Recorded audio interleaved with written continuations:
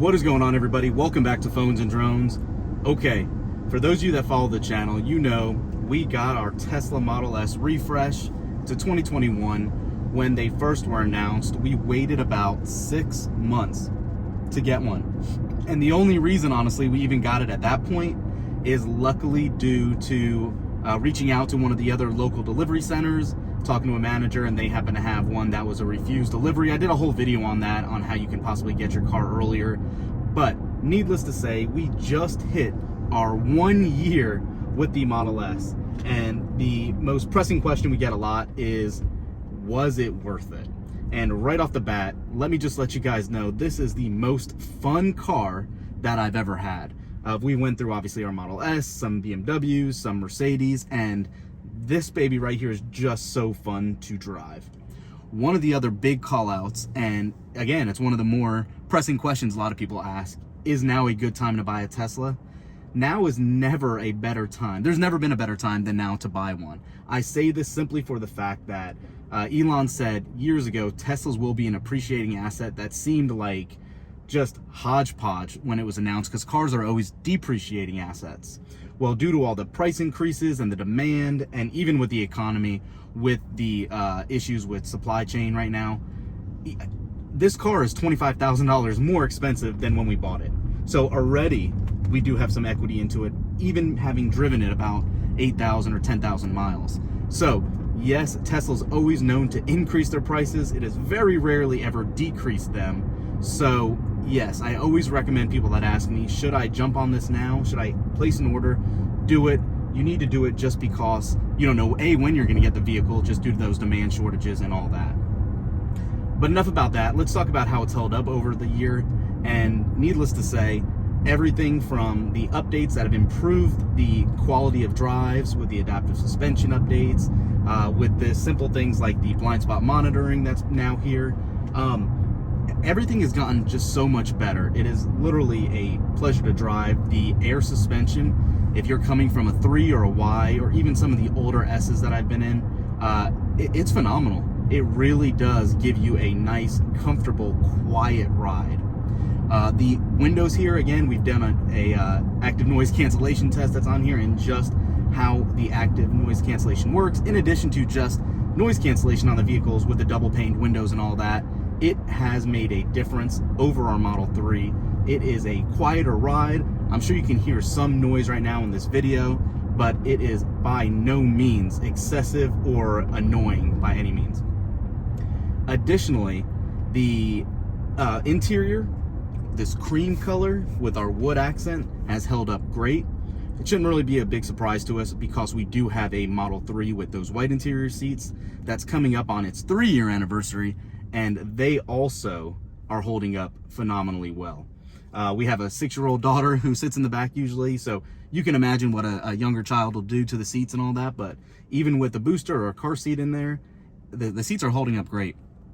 For the times they do get dirty, you can simply wipe them off. I've used just a paper towel with water, but there's other concoctions people are coming up with. You can use baby wipes as well, and it works great and makes it look like new.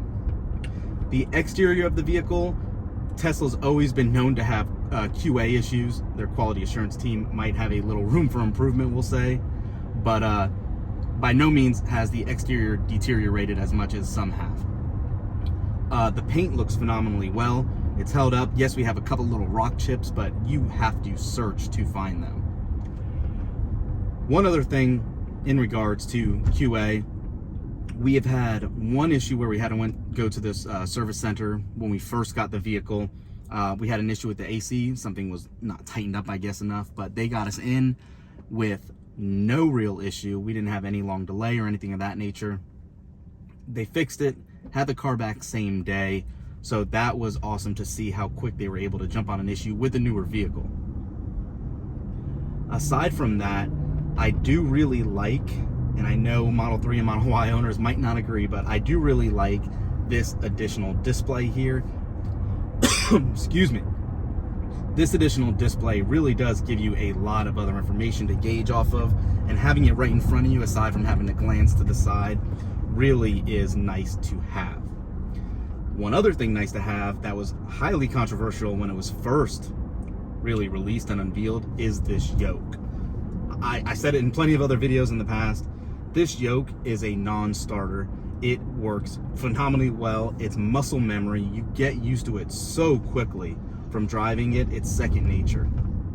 That's not to say I love every feature about it. One of my big things I've been a critic of is not having a horn button right here. I think that is a missed opportunity and kind of a safety issue. Having the horn as a button on the side, it's just not convenient. Even now, I still just want to push for that horn, but instead you have to find that one button. Yes, I understand you can kind of press all these at once if you think about it, but I don't know. I didn't have much luck doing it other than one time, so just something to keep in mind. I really do hope they change this around in the next iteration of this vehicle. So hopefully in the 2022s later in the year, or the new 2023 model year ones, this is back to being a horn. I just don't think this is necessary at all. Aside from that, no issues with the yoke. Turning it, driving, as you can see here, it's been great. This vehicle I did not get full self-driving in. I did have it on my 3 and just don't see it being value added for where it is in its half-baked state. Save that $12,000 that it is costing right now. It's just not worth it. EAP might be the better bet, but even at $6,000 now, I don't believe that is a great idea either. The one other thing I forgot to mention is the entertainment aspect of this vehicle. The displays in the front and the back, the sound system is unrivaled, and I really think this is one of the most underrated features of Tesla as well, and that is their audio department. Any music you listen to sounds great. It's, capable of hi-fi audio if you're playing it through Tidal. The ability to have a secondary display in the back as well. Again, for my daughter who likes to watch stuff, or if we have friends in the car, you can watch, at the moment even, Disney Plus, YouTube, Twitch. There's just so many options of entertainment built in, including obviously the gaming aspect, but that's in every Tesla vehicle. The ability to have this really unrivaled sound system, when you turn it up, even up to 11, it just sounds clear, crisp in the lows, mediums, and highs. It's very impressive. So yeah, lots to compile here, lots to decompress, but after 1 year, I absolutely love this car. The design is just so sexy and so aggressive. The features just keep getting better, and it's great.